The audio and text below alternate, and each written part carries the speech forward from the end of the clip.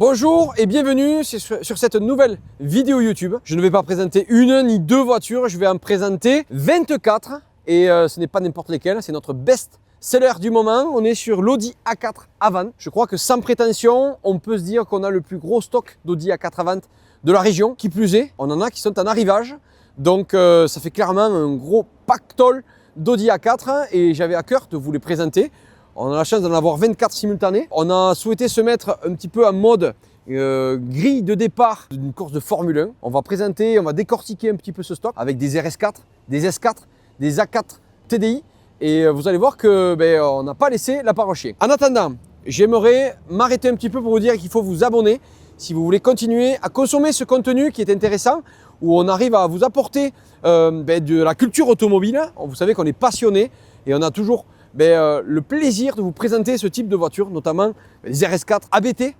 Donc n'hésitez pas à vous abonner, à partager, à commenter et pourquoi pas continuer à liker et actionner la cloche. C'est ce qui est très important pour que vous soyez notifié lorsqu'une vidéo sort. Sachez qu'on sort une vidéo par semaine, souvent le vendredi. Vous pouvez donc retrouver tout ce stock d'Audi A4 bien sûr sur notre site internet bonfils.com. Sachez que ce stock est éphémère parce qu'on a une grosse rotation de stock. Ça c'est tant mieux pour nous, mais sachez que voilà, tous les jours ça bouge, une de vendue, une qui vient d'arriver. Donc, ce qui est valable aujourd'hui n'est pas forcément valable demain. Mais n'hésitez pas à retrouver tout notre stock sur bonfils.com. Petit laïus aussi.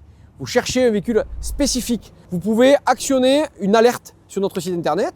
Si vous voulez être notifié dès lors qu'une nouvelle Audi A4 rentre, il vous suffit de rentrer les critères de votre voiture et vous recevez un email à chaque fois qu'un nouveau véhicule qui correspond à vos critères rentre en stock. J'en dis pas plus là-dessus. On va rentrer dans le vif du sujet avec notre A4 Avant préféré, c'est l'RS4 ABT+. Là, on est sur le côté très méchant de l'RS4, radicalisé, 510 chevaux, frein céramique, du carbone et des appendices aéros partout. Donc ça, c'est clair que c'est l'RS4 ultime. On a de l'ABT partout, du carbone. On a eu la chance d'en vendre en ABT+. Et aussi, on a sur Rodez une RABT qui est encore plus sublimé par ABT, le préparateur, qui a rajouté encore plus de radicalité. À l'intérieur, volant Alcantara, bien sûr les sièges Nappa comme les RS4, avec du carbone un peu partout, le levier. À l'intérieur, c'est vraiment magnifique. Moi, toujours, et vous le savez, je le répète presque dans toutes mes vidéos, le volant Alcantara, c'est quand même mon petit truc que j'adore. Et bien sûr, voilà, du virtual cockpit. On est sur des B9 phase 1. On avait fait, rappelez-vous, une vidéo, si vous préférez, la phase 1 ou la phase 2. La phase 2 avait les yeux en amande et la phase 1 avait le décroché ici. Toutes les RS4 sont en phase 1. C'est très simple à comprendre. Hein. C'est le malus. Plus la voiture est ancienne, moins il y a de malus écologique. On essaie d'avoir des RS4 peu bornés. Donc voilà, là on a sur des voitures qui ont entre 50 et 90 000 km pour les RS4. Donc là voilà, on attaque avec cette ABT avec ses jantes spécifiques qui est vraiment magnifique. À l'arrière, on y retrouve les sorties d'échappement ABT avec le rappel RS4+, ici, logo ABT, bien sûr sur les sorties d'échappement avec du carbone. Le petit aileron derrière en carbone, vraiment magnifique. Là c'est la passion extrême de l'ABT pour les RS4, bien sûr, les RS6 aussi, fabuleuses. Tout juste arrivée, fraîchement arrivée, elle est encore sale, j'en suis navré. On a ici une RS4 jante biton qui donc, bien sûr, toute la face avant délogotée. Il y a beaucoup de gens qui aiment bien passer incognito. On a l'opportunité ici d'avoir une voiture sportive, mais qui finalement, mis à part les ailes gonflées, et on a une voiture, on va dire une A4 normale. Une mamie qui ne connaîtrait pas les Audi A4 pourrait dire « Oh, tu as changé la voiture », mais sans forcément penser que c'est une ultra sportive parce que c'est pas logoté. À l'intérieur, bien sûr, comme je le disais d'habitude, les sièges Nappa, le volant qui est donc avec le mets-plat bien entendu, le virtual cockpit, mais l'écran, on peut le voir là, il est encore bien plus petit sur ces phases 1 que sur les phases 2 notamment. Il y a quand même les sièges massants, c'est pas déconnant, et toit ouvrant pour ces deux-là. La troisième, une configuration un petit peu atypique, on est sur du gris mat, alors c'est un covering avec des jantes or, très déportées. Ça fait un petit peu tuning, mais moi j'aime bien. Franchement, je trouve qu'elle elle est un petit peu rabaissée. Moi, je trouve qu'elle a un look très ravageur, très sportif. Moi, j'aime bien la config. Donc là, il n'y a pas de frein céramique. On est sur une configuration après tout à fait classique avec la face avant, bien sûr, full black. Le logo RS4. Et donc, celle-là n'a pas le même tissu. N'a pas le même, on va dire, c'est pas le cuir Nappa. On est sur de l'Alcantara à l'intérieur, le virtual, le petit écran, le volant mais plat comme d'habitude. On a le son en BO, c'est le Bang & Olufsen, super son. Et voilà, donc là par contre il n'y a pas de taux RAM. 4e RS4, gris mat aussi, covering. Avec des jantes Biton, là on est sur une configuration plus originale, avec le toit ouvrant, la face avant avec les logos et full black. On a ici par contre le cuir Napa, le volant Alcantara, donc on est un peu sur la même config que la BT, avec du carbone un peu partout.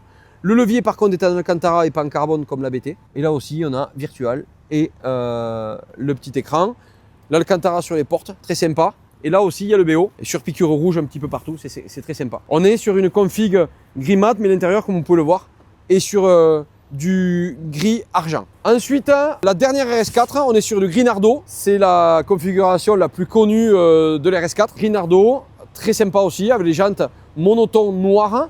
On a le toit ouvrant et à l'intérieur, pareil, on retrouve encore une fois ce qu'on n'a pas sur piqûre rouge avec le volant Alcantara, le virtual, etc. Donc là, on est sur, on va dire, sur la configuration la plus connue des RS4. Vitres fumées, contour de vitre noir, toit ouvrant, un petit peu de carbone à l'intérieur. Une fois qu'on a fini de parler RS4, ce qui nous a surpris avec Rémi lorsqu'on est passé à côté, les voitures les plus bruyantes finalement, c'est pas les RS, c'est la S4 lorsqu'elle est en mode dynamique. Vous savez, je vous l'ai expliqué sur la vidéo comparatif 340D et S4. On a des petits haut-parleurs qui passent lorsque le souffle d'air passe dans les échappements, qui résonnent. Et donc une S4 fait du bruit. Alors celle-là vient juste d'arriver, je suis désolé, il y a encore les autocollants. C'est un arrivage, elle est encore dans son jus. Hein. Mais voilà, on a un intérieur ici avec... on est passé sur des B9 phase 2.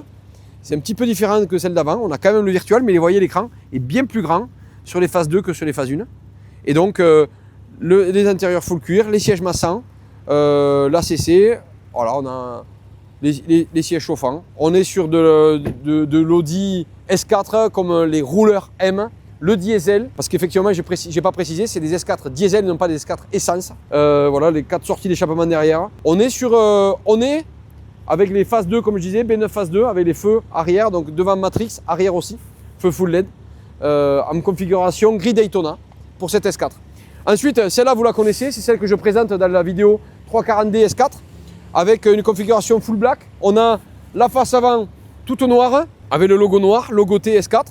Comme je vous disais, c'est bien les B9 phase 2 avec les feux Matrix, on en est là. Et puis, l'intérieur de celle-ci, on a des sièges plus classiques, on n'est pas sur du full cuir. Par contre, il y a le BO, l'écran comme vous l'aviez vu, le volant mais plat. Voilà pour cette S4, les sièges à mémoire. On a fait l'RS4, on a fait l'S4 avec les moteurs diesel, biturbo. Maintenant, j'ai envie de vous présenter tout le reste. Il en reste encore 17 Audi A4, donc on ne fait que commencer cette vidéo. Cette Audi A4 diesel, c'est la plus petite, c'est la petite sœur. Elle est qu'en 35 TDI, 2 roues motrices uniquement. Mais n'empêche, ça reste un prix très attractif, très intéressant. On est sur du gris argent, jantes noires, intérieur tout cuir. Par contre, effectivement, on voit de suite qu'on a une finition par rapport aux S4 ou aux RS4 largement différent, avec des sièges un peu plus classiques et l'intérieur un peu plus sobre. Hein. On est quand même toujours maintenant, à partir de maintenant, vous pouvez considérer qu'on n'est que sur du phase 2, mais on retrouve quand même sur ces A4, même si c'est plutôt bas de gamme, siège chauffant, siège à mémoire, du cuir, l'Oyon Elec, on a l'Apple CarPlay. Voilà. Par contre, on est sur du 2 roues motrices et 163 chevaux. On continue à remonter la grille façon Margot Lafitte, jour de la grille, comme il présente sur Canal+. On a ici une B9 phase 2 à nouveau, intérieur, donc la face avant toute noire. Vous savez, ça c'est notre petite spécialité. Les contours de vitres noires, les jantes noires, configuration full black. Il n'y a plus rien argenté sur cette voiture. B9 phase 2. Par contre, on est sur du 2 roues motrices. Par contre, on est passé sur du 40 TDI. Avant, on était sur le 35 TDI qui faisait 163 chevaux. Les 40 TDI font 204 chevaux. Donc celle-ci est qu'une 2 roues motrices, ce n'est pas du quattro. Intérieur plutôt basique. Ensuite, voilà, ça, c'est le gris Chronos. On est sur des configurations d'Audi A4 en 40 TDI 2024. On a énormément de ce type de voiture en stock. Vous les reconnaîtrez. Ce sont les jantes 19 pouces, 5 bâtons. Toutes celles qui ont 5 bâtons sont toutes des quattro, sont toutes des 204 chevaux. Intérieur, extérieur, S-Line, comme vous pouvez le voir ici. Et donc avec ces jantes-là, là on est par contre avec une finition bien meilleure à l'intérieur. Avec le volant surpiqué, on a des sièges beaucoup plus baquets parce que c'est d'intérieur S-Line, vous pouvez le voir ici. Logo S-Line ici. Et on est par contre sur des finitions bien mieux. Avec systématiquement, on y retrouve CarPlay, Virtual Cockpit, On y retrouve le régulateur ACC, le maintien de voix, l'aïon élect. Pas de système de son plus élevé, mais on est carrément là sur déjà des voitures qui sont très sympas. On n'a pas de full black ici, on est sur du chrome. En fait, on varie un peu les plaisirs pour qu'il y en ait pour tout le monde, parce que si on n'avait qu'un seul modèle, ça ne pourrait pas le faire. Une autre full black qui ressemble énormément à celle qu'on a vue avant. On est sur du 204 chevaux aussi, 40 TDI. C'est à peu près la même configuration que celle qu'on a vue. Celle-là est en super état parce qu'on l'a préparée, elle sort juste de préparation. Et donc on est sur un intérieur plus basique, identique à celle qu'on a vue. Il y a quand même le dry select, il y a quand même le maintien de voix, le régulateur ACC, les palettes au volant. Mais voilà, on n'a pas la même finition que celle-ci. On a comme le gris Chronos, on a ici la bleue. J'insiste un petit peu en passant sur celle-là qui a les feux Matrix que n'ont pas celles qui ne sont pas Quattro. Là, on a les feux Matrix et les feux LED à l'arrière. Je te fais tourner un peu, désolé. Mais ici, voilà, on les reconnaît avec cette signature lumineuse. Moi, j'apporte, et je vous l'avais déjà dit sur certaines vidéos, beaucoup d'importance à la signature lumineuse. Vous pouvez le voir ici, entre celle-ci et celle-là. Je trouve que la 35 TDI fait beaucoup plus fade. Je suis authentique et je dois dire ce que je ressens. Moi, j'adore les signatures lumineuses de chez Audi. C'est en partie pour ça que j'adore cette marque, parce que je trouve que c'est super classe. Celle-ci, alors je dis une bêtise, celle-ci a les feux Matrix, mais n'est pas une configuration comme la gris Chronos. Celle-là est en canne d'euromotrice, en 204 chevaux, oui, mais c'est juste ce qui m'a troublé, c'est les feux Matrix, mais sinon, ce n'est pas tout à fait la même.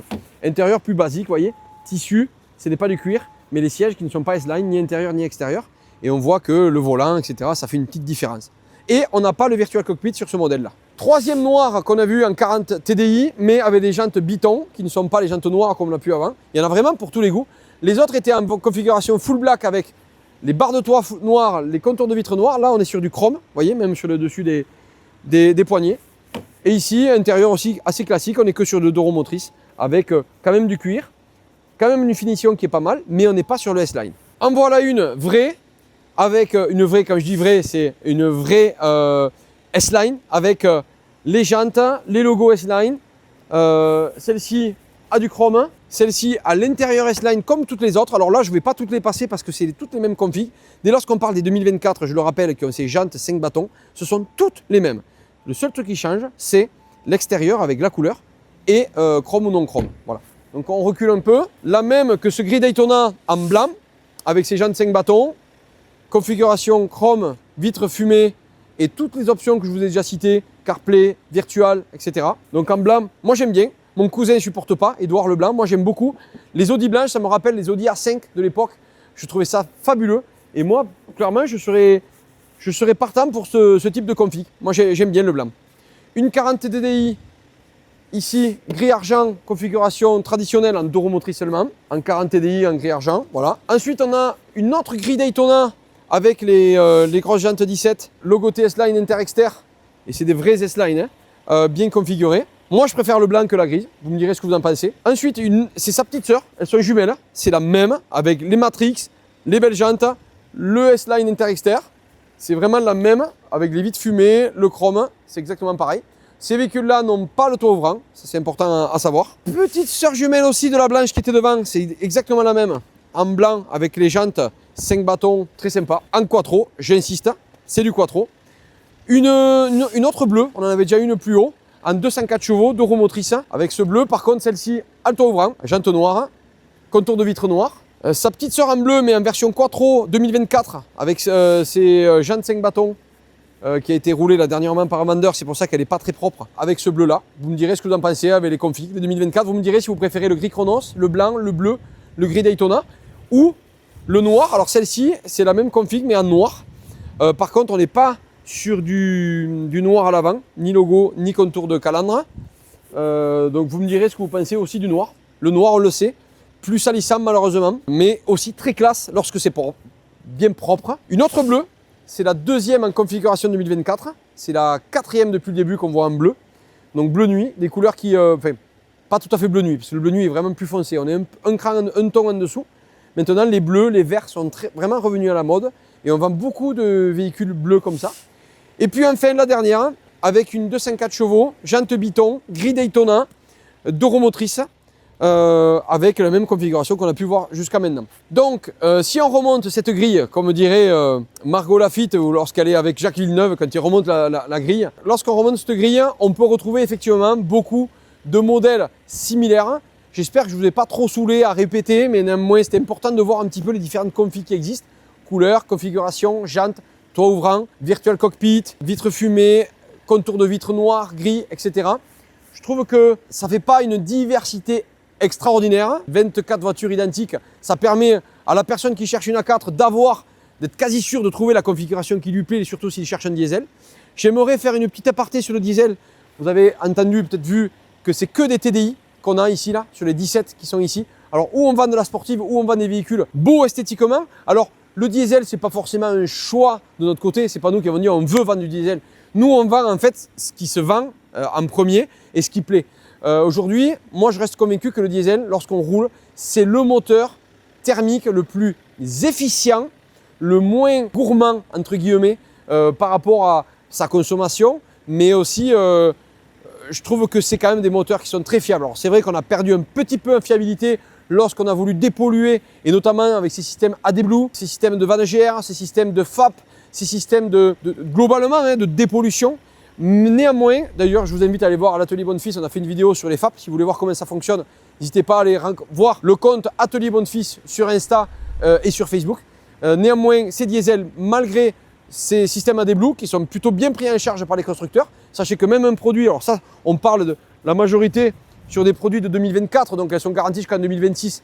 Vous n'aurez pas forcément à gérer, du moins dans un premier temps à court terme, de garantie SAV. Sachez que le constructeur, même après la fin de la garantie, prend en charge lorsque ce sont des problèmes récurrents. Ils ont eu beaucoup de soucis avec la AdBlue, ils ont eu pas mal de problèmes avec des sondes de NOx, etc. Mais tout ça, c'est lié à la AdBlue. Il faut savoir que ces voitures-là sont prises en charge malgré ces petits problèmes de fiabilité. Ce que je veux dire aussi par là, c'est que le diesel reste très coupleux, reste un moteur qui est, comme je le disais, donc très efficient en termes de conso, mais aussi agréable à rouler. Et lorsqu'on fait des bornes, c'est quand même le mieux. Surtout lorsqu'on arrive ici à ces S4, où on peut joindre l'utile à l'agréable, c'est-à-dire l'utile, quelque chose d'efficient, économe, qui fait du 7 à 10 litres au 100 en fonction des rouleurs. On avait vu l'autre jour qu'on était à 6,9 sur celle-ci. C'est quand même incroyable d'avoir un véhicule qui fait 354 chevaux et qui, malgré tout, consomme si peu. Donc là, clairement, on a un compromis qui fait qu'on a une voiture d'un côté plutôt sportive, qui fait du bruit, avec ses haut-parleurs et tout, c'est vraiment très agréable. Ceux qui ont eu des SQ5 peuvent en témoigner. Et d'avoir aussi à côté une voiture bien finie, avec du BO, avec 4 sorties d'échappement, avec à l'intérieur un virtual. On est quand même sur des B9 phase 2, assez aussi, on va dire, économe en termes de malus par rapport aux RS4 par exemple de la même génération. Et là, clairement, on a un compromis qui est très très intéressant sur ces moteurs diesel. Et là, je finis pour m'exprimer face aux passionnés d'RS, les passionnés, des gens qui aiment la sensation, le bruit rock d'un RS4 lorsqu'il y a le cold start. Là, clairement, ce V6, il est fiable, il marche, il se vend très bien, il se revend très bien. Nous, des RS4, c'est un produit phare qu'on aime vendre à des passionnés, surtout la première là-bas qui est une ABT. Et en tout cas, voilà, si je dois finir et clôturer ma vidéo, bien sûr qu'on préfère vendre ça et ça que celle du bout là-bas en diesel, la 35 TDI. Néanmoins, dans un business comme le nôtre, on ne peut pas se permettre de vendre que des voitures sportives. Il faut vendre un peu pour tout le monde. Il faut avoir une offre large, une gamme large et profonde, et c'est ce qu'on essaie d'avoir. Là, pour le coup, je pense qu'on peut parler qu'on a une gamme très profonde dans la gamme dans le segment des Audi A4 à vente. Voilà, donc en attendant, on a aussi des séries 3, pas mal. Donc si vous hésitez entre les deux, je vous invite à aller voir la vidéo où je compare S4 340D, où je présente effectivement les moteurs, mais aussi l'ergonomie, le confort, etc. En attendant, je vous dis à très bientôt sur la chaîne YouTube Bonnefils Automobile et à très vite pour de nouveaux comparatifs et essais des autos.